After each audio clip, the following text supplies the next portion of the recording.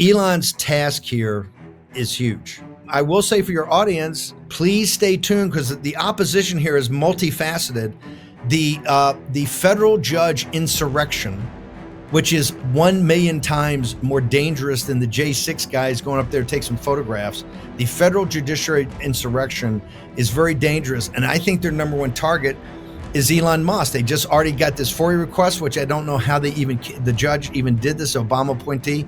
They're also going to come to him about his appointment. They're also going to come to him about shutting the whole thing down and stopping and putting down his pencils. You watch the federal, they're coming after him through the court system. And that's why I think his team needs our support ongoing, because we got to get the waste, fraud, and abuse, or people are just not going to, institutionally, people are going, it's so corrupt, it's so mismanaged. I don't care if you cut $100 billion out of the Pentagon, they're stealing all our money in it. We have to get this done. All right. Good Wednesday to you. We are, as we like to say, over the hump. We're halfway through the work week, more than half week. And the sun is out longer. So much good's happening. And the Irish are in town. That's right. The Taoiseach, which is basically the Irish Prime Minister, arrived in Washington yesterday. I got a chance to meet up with him and the ambassador. A great group of folks came to celebrate Ireland and St. Patrick's Day, kick it all off. It's a really cool day, actually. And I don't say this just because I'm Irish, but like the whole day is basically dedicated to celebrating Ireland. Kicks off, Vice President has the Taoiseach and his team over at the Vice President mansion. And I was telling him last night, some of the folks, I was like, guys, no one, that's kind of cool. Like the White House, has a public component to it. There's no public component to the VP's house. It's, in the Naval Observatory, you can kind of see it from the outside, but you can't go in. And I still think it's one of the coolest things. And then he goes from there to the White House, meets with the president. Then they go to Capitol Hill and have lunch, Friends of Ireland lunch. It's really cool. I got an opportunity to do that when I was in the White House. It's like nothing you've ever seen, and everybody's there. It's really cool. Bipartisan, but it's kind of a cool experience. And then they go back and do the Shamrock ceremony at the White House later in the afternoon. The Taoiseach continues. There's a series of events that happen the next couple of days. But it's a really cool celebration, and I always remind the Irish, when asked, that no other country gets this treatment. Don't screw this up. Don't try to make this issue-oriented, because you're getting an opportunity for literally a whole of government experience. I enjoyed the opportunity last night to gather with so many of my fellow Irishmen and Irish women. It was a great, great, cool event. And I just think this relationship is so special. It all kicked off when Tip O'Neill and Ronald Reagan kind of made it a special thing, and it has continued on since the 80s. And I think hopefully no one spoils that, because it's a big deal. And they always want to bring up other issues. It's just stay focused. Talk about bilateral stuff, but stay focused on what you're supposed to stay focused on. As I mentioned, Steve Bannon is here. Caroline Leavitt on Friday, and a great panel from The Blaze on Thursday. But, I keep talking about this, guys. Everybody is so obsessed with the process. Who was seated where? What word did he use? Okay, but why aren't we results focused? Biden didn't tweet anything negative for 4 years, but he didn't really do anything for 4 years except for move us backwards. And they were, he was so proper. Like, are you kidding? Like, at the end of the day, look at this Ukraine deal. We're on the path to peace. We're on the path to stop destruction and killing. That's a good thing. Eye on the prize. Same thing with some of these domestic issues. Think about all the investment that's coming back. I think it's a good thing. I really do. And I think we too often, the media, the left, they all focus on, the process and the palace intrigue versus the outcomes. Yesterday was actually a great day at the White House. They talked about Tesla. They showcased a great car company. If you're an environmentalist, you should be excited about this. It's funny. There's a bit, and I'm going to bring this up, with the panel, I think tomorrow, because it's more appropriate to talk to them, just to take. But remember, Elon Musk was shunned by the Biden White House, despite Tesla's contribution to their big agenda item. They just didn't like Elon. How stupid, how short-sighted. And then yesterday, you see Trump on the driveway with the various Tesla models and the Cybertruck. And it was kind of cool because he stood up for America and American companies, not just for their manufacturing, but when it came to some of the leftist tactics to go destroy and vandalize Tesla car dealerships, President Trump made it very clear. Let me show you that this is domestic terrorism. No, that's beautiful. Yeah, Mr. President, you talked about some of the violence that's been going on around the country at dealerships. Some say they should be labeled domestic terrorists because... I will do that. I'll do it. I'm going to stop them. We catch anybody doing it because they're harming a great American company. Okay. Well, it's not, it's actually, I don't know. There's so much cool stuff going on, but it was funny because one of the other big shifts, a lot of shifts, right? Remember the CBP1 app that Biden deployed? It was just basically like, go into an app and then you can come into our country. We'll give you all sorts of stuff. The Trump team has turned the CB1 app on its head. You can now go into the CBP app and register to deport yourself. Literally, you can go in and make it very clear, hey, I'm leaving. Don't come after me. It's so brilliant. It's like a huge troll of these guys. And I love it. By the way, speaking of like a massive troll, I mentioned this, that Friday, Caroline Levitt's going to be here. And I'm going to tell you this right now. She does a lot of media. She does the briefings. There's a conversation that we're going to have that you will see nowhere else. I know the job. I know President Trump. I'm not bragging. It's just a fact, right? I was the 30th White House press secretary.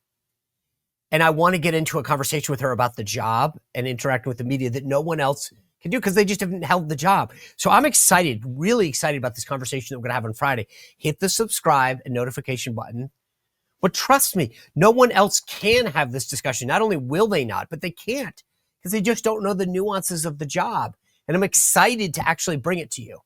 So hit that notification button. Also, by the way, before I forget, go to SeanSpicer.com and sign up for the free newsletter. I love the insight that I can get to after the show and give you. And by the way, the reason I also said subscribe and hit the notification button is during the weekends, if you haven't seen, I do these exclusive things, these rants that don't fit in the show. And I'm going to talk about Tesla. I'm going to talk about Ireland, by the way, and St. Patrick's Day, probably in a way that you're not expecting. So hit that subscribe and notification button because we're dropping these things over the weekend on issues that don't necessarily fit into the show. So check it out. But it's unbelievable. So Caroline gets attacked by the Associated Press reporter who thinks that he's so smart. It was and tries to, do you know what a tariff is? And this is her response. Check it out. Sorry, have you ever paid a tariff? Because I have. As I said at the beginning, revenues will stay here, wages will go up, our country will be made wealthy again, and I think it's insulting that you're trying to test my knowledge of economics and the decisions that this president has made. I'm now regret giving a question to the Associated Press. That's so great. So great. Oh, I'm so excited to talk to her over the weekend, or in the heels of the weekend on Friday. Anyway, another couple good news stories. Black Lives Matter. The mayor in D.C. had done this big spectacle closing down part of, was it 16th Street? Yeah, in D.C. It was so, and now they're pulling it up. They're spending a ton of money getting rid of it because Republicans made it clear, we're not funding this stuff. And by the way, as you head into the weekend, if you're looking for something, Prime Video is finally showing The Apprentice Season 1. Now, I don't know if this is Jeff Bezos sucking up or not. I really don't care. But check it out. I used to always tell people that I realized you couldn't even watch it, but now Prime Video has it. So check it out. All right, let's get into it with Steve Bannon because I got a lot to ask him about tariffs, China, Elon Musk, the cabinet. Before I get to that, I got to tell you, you guys know I've made wellness part of my journey, and a good night's sleep is all the difference. It affects so much of our health. And part of the reason that I've done this, and now I always used to guys show you one bag. This is my second bag of Beams Dream Powder. Done. Once again, the cinnamon cocoa flavor. I'm on to the brownie. Love it.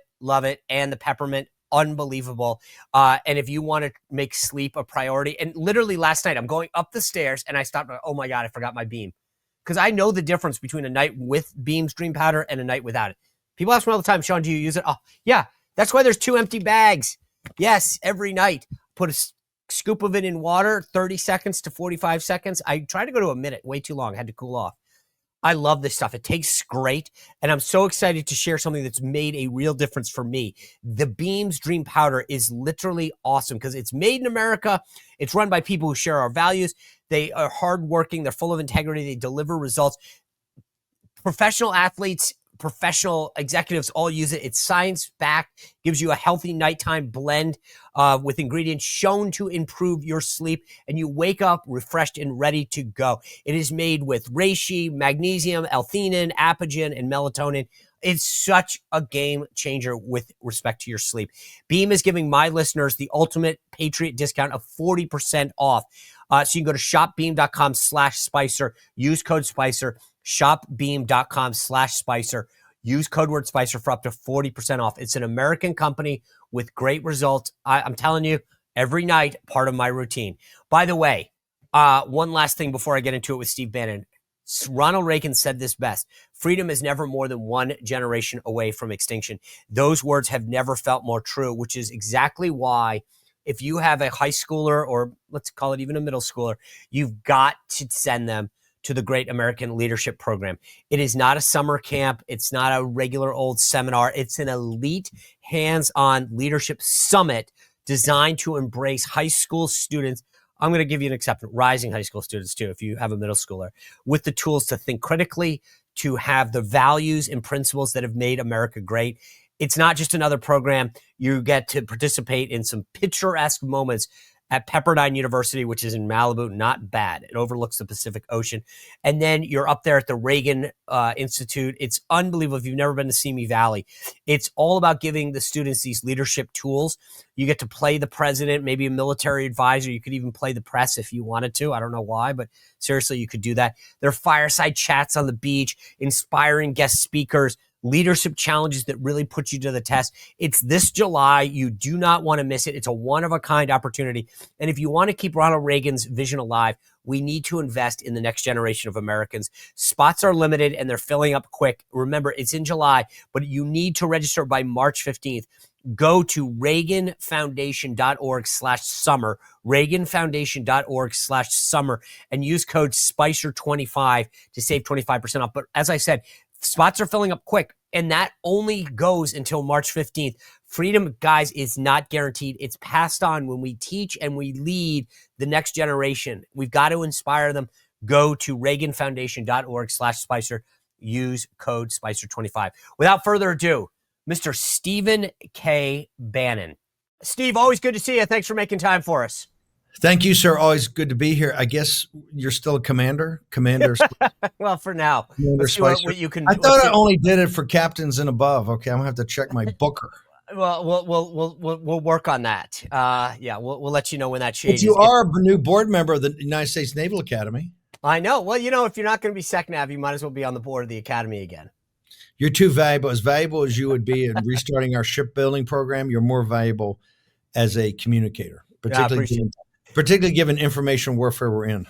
Thank you. I want to play for you this clip yesterday just because, I mean, obviously this is the news of the day. This is Marco Rubio yesterday announcing a deal. Take a listen. Today we made an offer that the Ukrainians have accepted, which is to enter into a ceasefire and into immediate negotiations to end this conflict in a way that's enduring and sustainable and accounts for their interests, their security, their ability to prosper as a nation. I want to personally we both want to thank the Kingdom of Saudi Arabia, His Majesty, for hosting us, for making this possible. They've been instrumental in this process, and we're very grateful to them for hosting us here today. And hopefully we'll take this offer now to the Russians. And we hope that they'll say yes to peace. The ball's now in their court. And but again, the president's objective here is, number one, above everything else, he wants the war to end. And I think today Ukraine has taken a concrete step in that regard. We hope the Russians will reciprocate. Okay, so what do you think? Is this a lasting deal? Does this make sense? Are we on the right terms? Well, if I read this correctly, I'm not thrilled that we're starting arms shipments and aid shipments, which I think is a condition precedent. The intelligence maybe, but as you know, Sean, we take in the war room, we're quite hard on no more Ukraine. We give them enough weapons, give them enough money. Understand President Trump's under incredible pressure to make sure he can make an overall rapprochement with the Russians. This is obviously part of it, but I just think the more we do these types of things, the more we get sucked in to which I believe could be a new Vietnam. It just goes on and on and on forever. And the American people, we have to come up with $250 billion. We have to send that to California sometime in the next couple of months.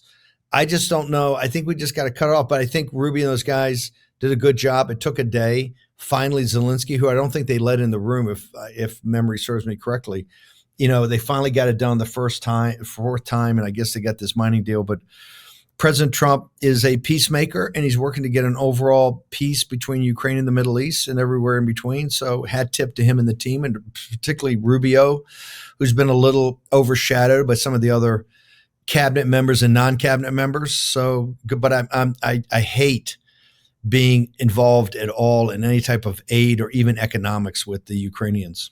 But don't you think, I give Trump a lot of credit for the paradigm shift. We go in normally, we get nothing in return. We now have a minerals deal. We actually finally are getting something out of our support for them, as opposed to just a blank check or arms shipments. I love that. It's brilliant. This is, as you know, you were there. This is one of his big complaints about Iraq. We put in $7 trillion net present value of $7 trillion. And this is not you and I saying it. This is the center up at Brown University that studies this. And we got nothing in return. I understand President Trump initially wanted this. He calculates $350 billion went in, all sources from the U.S. He wanted the first $500 billion that came out to come back to the United States to kind of pay us and to make some money off it. That deal didn't turn out to be correct. But here's the point: it keeps you in there. I understand the concept that you don't do this unless you do it like the Europeans, who basically stole the Russian people's assets, monetized it, and had security for their quote unquote loans. So I appreciate the way he thinks. I love the genius way he does it. My only complaint is, yeah, you will get it back, but it's also an opportunity cost. It does tie you down there. And I just don't trust the leadership. The people are great in Ukraine. The leadership, I think, is some of the worst crooks in the world. And I just hate the fact that we're going to be, involved over there. But I understand it was a condition precedent to get a larger deal. And I admire President Trump and Rubio and those guys for doing it. But also, I think the thing that people don't give Trump credit for, they all focus on the process. Oh, it's messy. The right person wasn't sitting to the left of Marco Rubio when he did the deal, and this person wasn't in the room. And who gives a crap? Are you saying that we don't follow protocol to the absolute T? To some degree.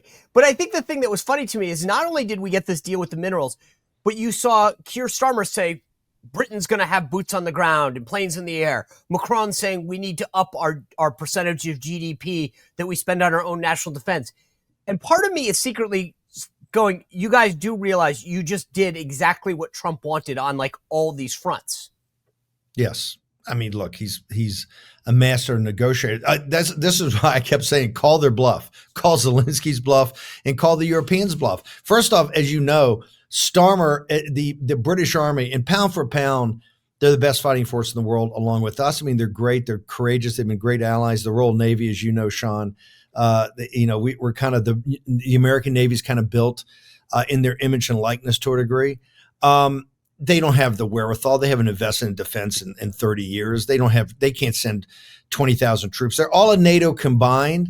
Sean, you know this, they can't really field 2 combat divisions. It's a joke. The elites over there have never wanted to invest in defense because we underwrite the system. So, and President Trump's turned that on his head. He did get those guys when they, and van der Leyen, when she says, oh, we're going to put an $800 billion defense fund together, that's the only thing you're going to hear. It's a bunch of talk. They'll never do it because they did. Almost all those nations are having sovereign debt crises right now. They can barely make it. England, outside the city of London, is essentially a developing nation. The Keir Starmer is, but Sean, here's what gets me. They all want to be Churchill. Macron wants to be Napoleon and de Gaulle. Starmer wants to be Churchill. I've never seen a bunch of guys that are irrational about what they want to do, but then never back it up with anything. But Trump called everybody's bluff on this, and that's why he got the deal. The only thing I just don't like is more entanglements. I want to see us. I love his hemispheric defense. It's a naval strategy. It goes from the 3 island chains in the Pacific all the way Panama Canal, Greenland. It's, if Admiral Mahan was here, he would sit there with Trump and say, you're absolutely a genius. I want us to focus on that. And because essentially we're saying to Europe, the Russian army is your problem. We'll take care of the Russian Navy.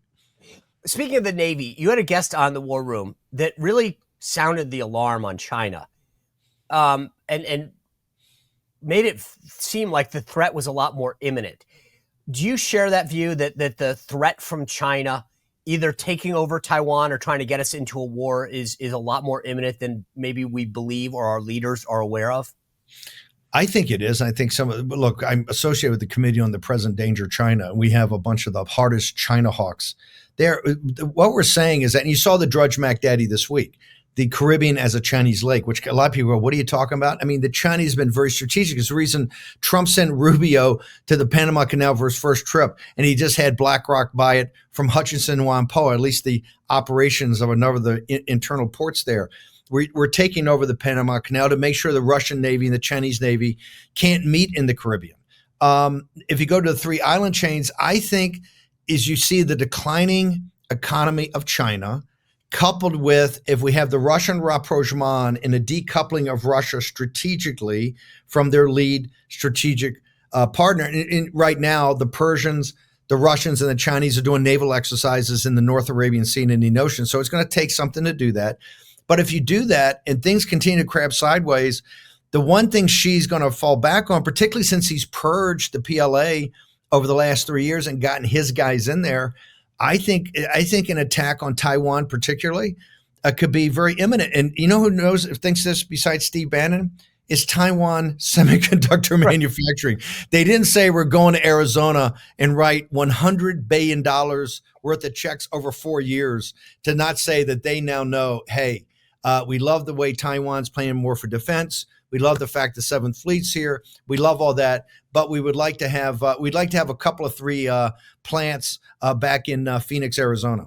So our policy towards Taiwan has been what they call strategic ambiguity. We're kind of with you, but maybe not, right? So we want them to think that we would defend them. If China does invade Taiwan, do we have their back? Yes, we have their back because I think let's leave the moral aspects aside about fighting for free people and the pitch in the Ukraine and fighting for democracy and maybe implied commitments we've made. We have a practical problem. Those plants in Arizona are not going to be ready for at least a decade. Advanced chip design is both an art and a science, right? This is why the reason that the Koreans and the Japanese have had a tough time getting those things stood up. If the Chinese Communist Party attacked Taiwan and took over those chip facilities, I think the American economy could drop 20%. I mean, we would be in a depression, and the CCP knows that. My concern is that the fifth column in Taiwan, as you know, every 4 years we have an election, and the Kuomintang, which used to be Chiang Kai-shek's party, is now affiliated with the CCP. I don't know. They get 40%, and they're pretty much saying we're a province, and we know that. So you have at least a third. I think the Taiwanese people, maybe 25% to a third, are sitting there going, "Yeah, we don't know if we want to go to war to defend this." So I think it's going to be tough. I think it has to happen. My fear, Sean, is the Seventh Fleet up for it. I came out of the Seventh Fleet. That's where I was a sailor. I love it, the history of it, the tradition. And I tell people this all the time. You have to be prepared. And I know you've run many of the war games. The American people have to be prepared. If the balloon goes up in Taiwan, we could have a carrier battle group at the bottom of the Taiwan Straits. And I don't know if psychologically we're ready for that. I get that. And that's the thing, is that we've got to make a decision real quick if that happens, whether or not we will send the Seventh Fleet to defend it. And then what happens if we lose a couple ships or a carrier? I think those are all real possibilities. And the question is going to come to President Trump. Are you willing to risk American lives and American ships in defense of Taiwan? I get it. And it for the next couple of years, the Chinese have talked about 2027. This is a real threat that we're going to have to potentially make a decision about. The one thing I'm very happy about is that Marco Rubio is in Saudi Arabia today is probably the lead hawk next to Tom Cotton about this very topic in the Senate. And Mike Waltz outside of Gallagher was probably the biggest hawk in the House.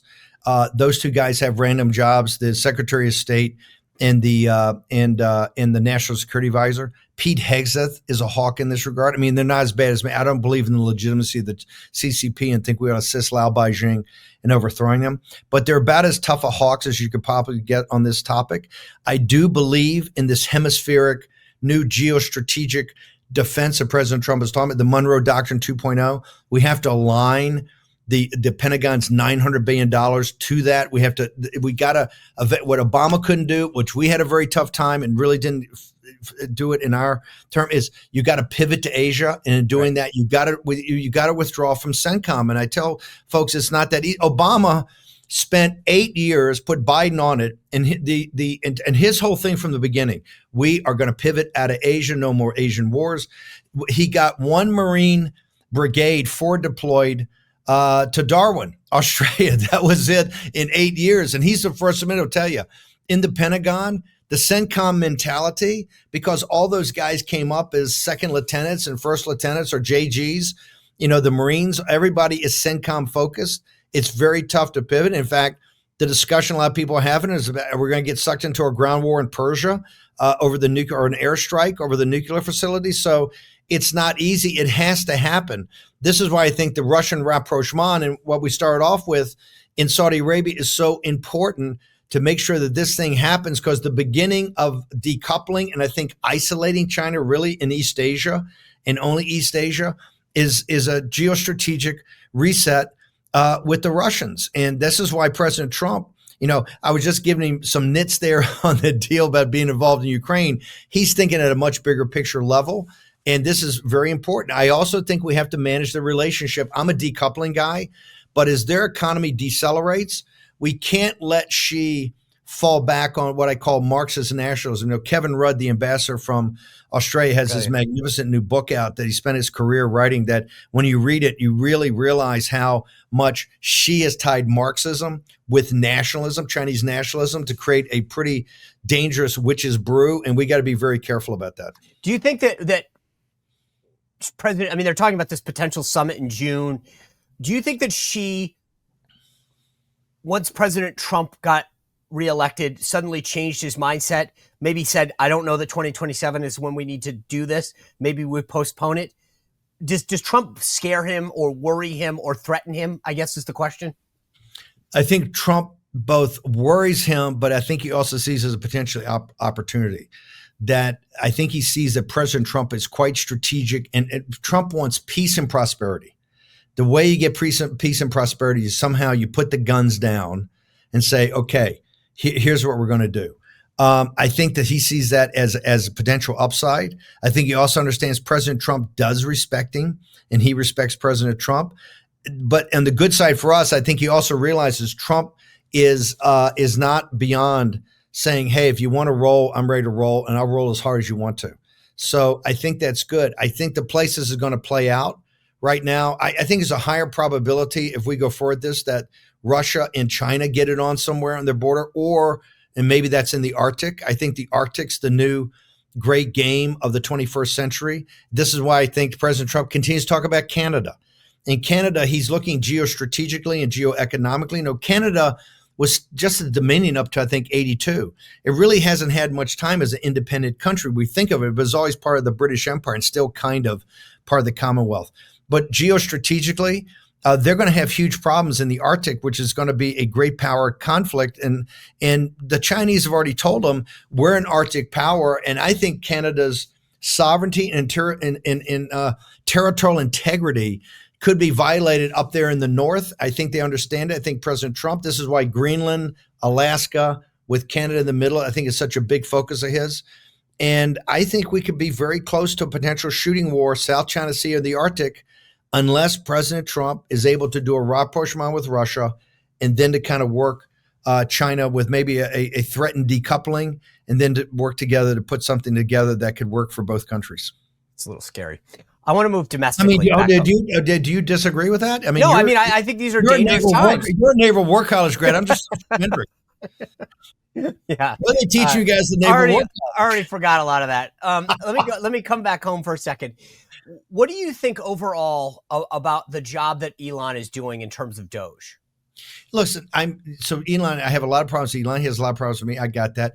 I've been the biggest supporter of Doge. You remember I went over with Reince that time to CPAC, and they said, "Hey, what's your guys' plan?" I said, "Economic nationalism, America first, national security, and deconstruction of the administrative state."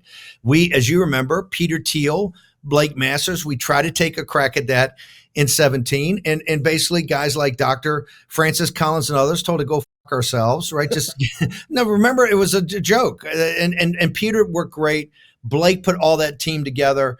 We had Bellagio. We had these great guys come in, and the administrative state just says, "Who are you guys? You're just passing through here." Not even the deep. We were into the deep state. I'm just talking the NIH. To the state, never even the deep. We're just a state administrative state. They blew us off.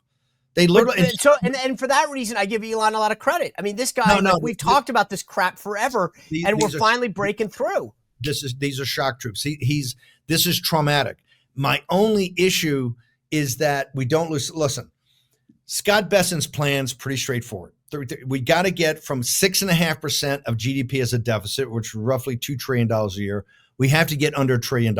Under $1 trillion, they can figure out some way to finance it. As horrible as that is, I know. Okay, at $2 trillion, it's unsustainable, and the inflation just kills you. That's why inflation's now is the refinancing of the 37 trillion, whether it's 38 and 39. It's that refinancing of the $1.4 trillion gross interest payment that's got inflation embedded. Bessent's got a plan to get us to 3.5. Russ Vought's got a 10-year plan to get us down to 0. Somehow you have to work into that. Now, we have waste, fraud, and abuse in the administrative state. I love it, but I don't see $1 trillion coming from that. I just don't. I don't think it's been that. Okay, so let me just beyond that. Then we got to go to the hard stuff, which is what the CR yesterday is about. Is that they lay out, and I keep telling people, all the CEOs were hugging and rubbing up on us after the 5th, and the inauguration, everybody's high fiving, it's all great, and having crypto balls. This summer, with Doge, I think come up with a couple of $100 billion. You're going to have an appropriations process that is going to be range warfare on Capitol Hill, because you're going to have to finally face the facts. We got to be adults. We spend $6.5 trillion. We got to cut it by $500 billion to $1 trillion. That's going to start with defense, and the building. Are they ready to take $100 billion cut? Because you need $100 billion to then turn to Medicaid and the social programs and say you got to cough up 100, and it's not going to be pretty, and it's not going to be painless. And the city is not prepared for that. All they do is defer every tough decision. And finally, the world's capital markets are saying, guys, because the bond market's taken out more governments than howitzers. And so people have to be ready for this. I think Elon, I'm praying for him every day. I said, I just want to make sure these cuts are real. And that's what gave me such concern about the CR.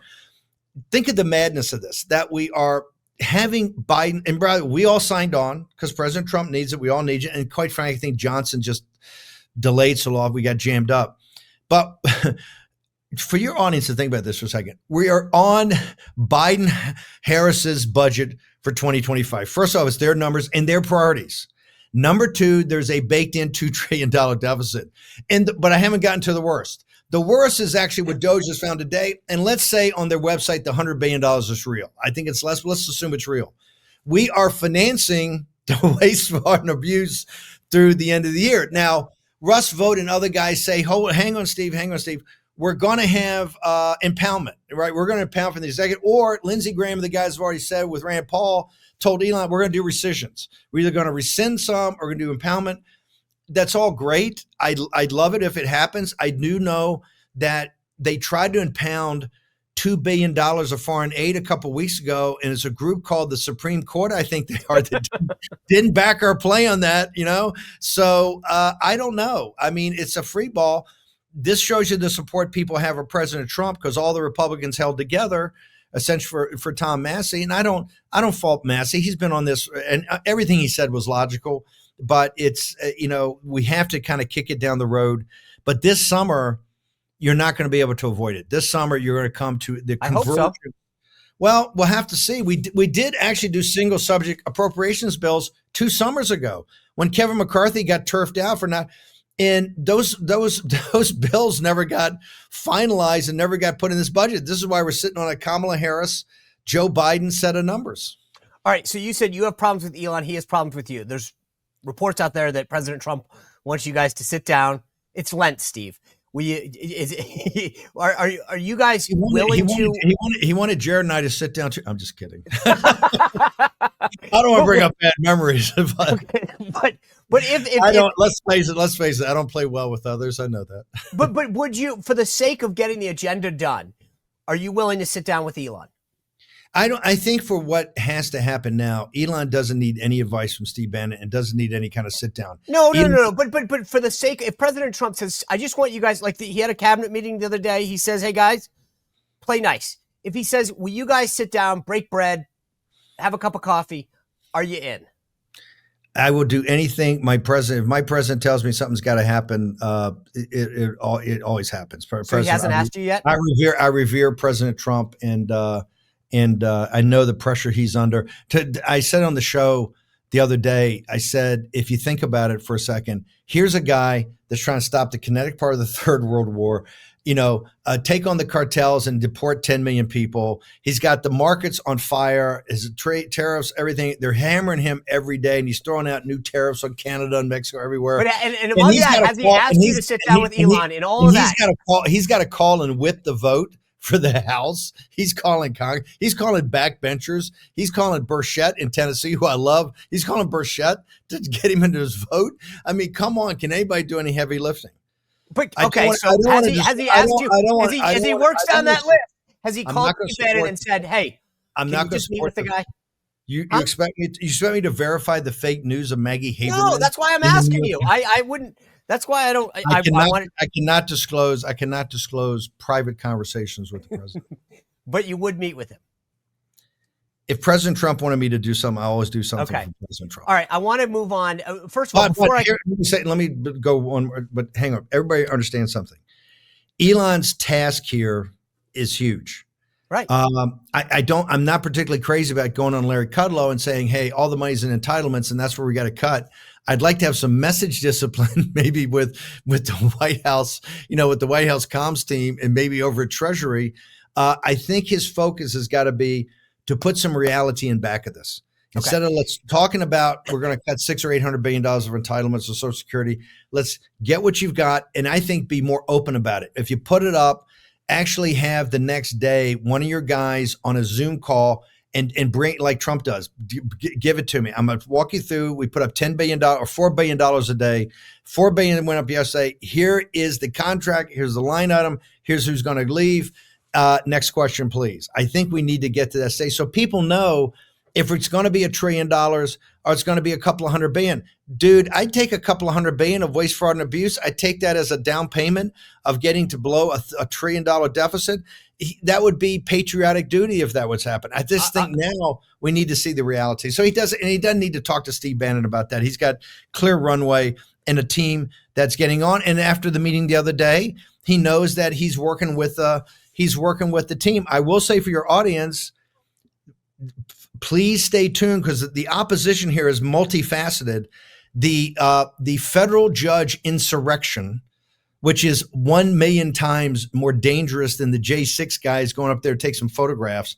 The federal judiciary insurrection is very dangerous. And I think their number one target is Elon Musk. They just already got this FOIA request, which I don't know how the judge even did this, Obama appointee. They're also going to come to him about his appointment. They're also going to come to him about shutting the whole thing down and stopping and putting down his pencils. You watch the federal, they're coming after him through the court system. And that's why I think his team needs our support ongoing, because we got to get the waste, fraud, and abuse, or people are just not going to, institutionally, people are going, it's so corrupt, it's so mismanaged.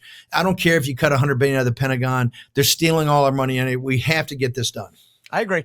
So I'll let the White House comms team know that they should manage Elon. I'll pass that along to them and see how that goes. I want to get a quick little lightning round on immigration, though, because you couldn't even manage Steve Bannon. I mean, I know. That's why I thought Taylor Bodowitz, they got a guy, the richest guy in the world, who's also an engineering genius. Yeah. You had just a crazy Mick. Little tongue in cheek on that one. All right, let me just. I want to do this quickly because your time is precious. But okay. I am of the belief that yes, President Trump has clearly shown how much he can get done through executive order on immigration. Kudos to him. Big wins. Okay. And it's having huge ripple effects. I believe we need to lock in the rest of this in legislation so it can't be undone by a future president. Agree? I do agree that you need to move legislation, not this year, maybe next. I think maybe next we have to do it. But I think we know he's put to a lie whether you need legislation to seal the border. The border is basically sealed now. We haven't built the wall yet, and all he's done is through executive orders. So I do want to make it permanent. What I don't want to do is open up any opportunity for amnesty. We don't need it. I think what he's done is fantastic. I would say the next phase is take that striker brigade that's heading to El Paso, take it through Juarez. Let's take it to the cartel's home, and let's go kinetic on the cartel like President Trump went kinetic on the ISIS caliphate back in 2017. Okay. The other big immigration thing is this gold card. They've offered it out there. What do you think about whether or not this makes economic sense to sell a gold card for $5 million? Well, it certainly makes this is along the line of three things that are kind of tied together. President Trump want to do recoupment when we've put out hundreds of billions or trillions of dollars for these forever wars. And he wants to say somehow we've got to be made whole, or is there some process to cut the cost? Number one. Number two is the tariffs to bring the manufacturing jobs back. The tariffs as I mean to bring manufacturing jobs back to the United States with capital investment from big companies, not Masa-san running around at SoftBank or MBS in the sovereign wealth fund. I mean, Siemens at $10 billion, Honda at $40 billion, Apple at $500 billion, and Taiwan semiconductor at $100 billion, and others. Okay, that's his whole thing of capital makes a difference. When he sees this, he asks the question. I think it's HB5 that I think he's heard, where I say the whole thing's a scam. From H-1B, every visa program we have is a scam. And I think he starts asking questions. They say, well, look, we actually have one called, I think it's the H-5B, that you put $500,000 up. And Trump goes, what are you talking about? His concept of the United States is a premium market. You're not going to get it for $500,000. $5 million. If I get an entrepreneur, I'll put $5 million. It gets capital into the country, and that's one of his focuses is to get capital into the United States. And he gets entrepreneurs in that can build business and hire more people. So is it to you? Is it the dollar amount or the citizenship? I hate both of them. Okay, so what if you I don't like the 500,000 HB. I don't like selling citizenship. But what if it wasn't citizenship? What if it was you can work in this country, a green card? Well, a green card. Now you can't vote. A green card eventually leads to citizenship. I think I could be more amenable to that, but I think it's still the same place where you're taking a job from somebody. I believe in the United States we have more than enough capital from pension funds. The capital is there to invest. I'd rather do it there. With foreign capital comes foreign influence. That's why I don't mind so much. Siemens putting money in, Honda putting money in, Taiwan. Those are capital investments by companies that are organized for manufacturing. I understand where they have to have kind of companies all over the world, and having them here with high value added jobs I support. I'm not crazy about the sovereign wealth fund coming here or the Masa-san, but I understand in President Trump's mind, the way he looks at it, and he's pretty smart about this, he sees capital invested in here as opportunity in business. And that's why he sees on the card, it's the best of both worlds. He gets $5 million that's invested, plus he gets an entrepreneur who's going to create some jobs. A guy can pay $5 million is somebody, a person, right, man or woman, and they'll create some jobs. I understand his logic. I think we ought to put a full stop on all immigration just for a year or two till we sort this entire mess out and we figure out, are we actually going to do all the deportations we're talking about at the lower level, the 10 million that came here on Biden's watch, the invaders? And what are we going to do about H-1B visas, all of it? And we need a timeout to think it through and put it in the perspective of American citizens, what makes them do. But in President Trump's paradigm, it makes perfect sense. And I think it's going to happen. Like I said, I disagree with President Trump on a lot of stuff. I give him my advice, and he either takes it or he doesn't. And he's got his own way he sees the world, and it's been pretty successful. And I think it's doing a pretty good job of turning America around. Yeah. So I'm all in, and I'm not going to be crazy about all of it, but I'm all in. Let me ask you one last question before I let you go. We talked about the threats that we face externally from China and Russia, et cetera. What does it tell you when the Secretary of Health and Human Services, Robert F. Kennedy, has to ask the Marshal Service, not his own Inspector General Service, to protect him? What does it say when Kash Patel says, I don't necessarily trust FBI agents to protect me. I want outside. How concerning is that about the threats that we face internally? How about the assassination attempts on President Trump? I mean, Sean, you were there. Come on, man. If we were there, that Secret Service thing in Butler makes no sense whatsoever. You know, a guy's 125 yards away, gets off 8 rounds. There's something in the deep state, and I'm not a conspiracy theorist at all. You know this, but we saw it up close and personal. We saw, you know, we go in there as 2 naval officers, and you sit there and you see this and you go, my God, this actually is how it rolls. People have to understand the administrative state and kind of their rogue element, what I call the Praetorian Guard, deep state, has its own way it rolls. And we have to be very, very, this is one of the things I think is going to be the toughest thing for President Trump to take on. That's why I do think, as much as I dislike Elon Musk, I think he is an armor-piercing shell, and he's a trauma-inducing force on this. And I think that's a big element of it. But I also think we have another danger. I think that one of the biggest dangers we have right now, and you can see this in the Navy or anywhere, is the advances in technology, particularly in the age of the algorithm, the algorithmic age, are accelerating at an accelerating rate. And right now, I think we have a very tenuous grasp on exactly what artificial intelligence is and where it's heading and how rapidly it's heading there and what type of societal and civilizational problems we're going to have. And I think we've got a handful of people in Silicon Valley that are making very big decisions. And that's the domestic side. We have a lot of enemies. And you mentioned one, the CCP, are making a lot of decisions in their weapons labs and in some of these national labs they have that we have no earthly idea what's going on. I think it's going to be a huge, huge thing in not the foreseeable future. I mean, in like this year, next year, and the following year. Awesome. Steve Bannon, always appreciate your time. Thank you. Always love it, Sean. Be well, Captain. Thank you. All right, guys, what a show. He just never disappoints. Go to my newsletter, SeanSpicer.com. Sign up for free. Remember, tomorrow, amazing panel with the folks from the Blaze Media. And then Friday, Caroline Levitt. It is going to be a great week. Hit that subscription and notification button. Go to SeanSpicer.com and sign up. Have a great Wednesday. We'll see you back here tomorrow for the panel. Well, if you enjoyed this content, make sure to like this video, subscribe, and click the notification bell to get more.